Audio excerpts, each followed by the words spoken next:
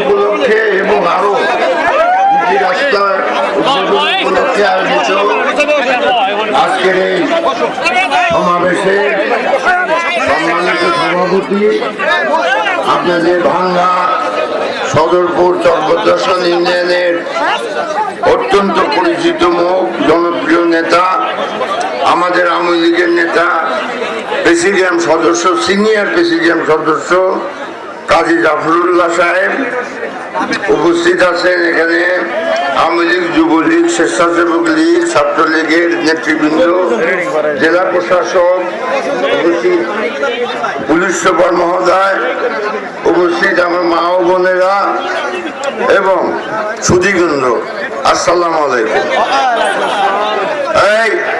এই চুপ করো,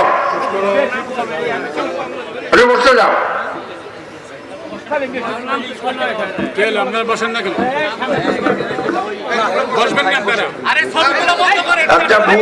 একটা ভবন উপলক্ষে, উদ্বোধন উপলক্ষে আমাদের উৎসাহিত করতেছে।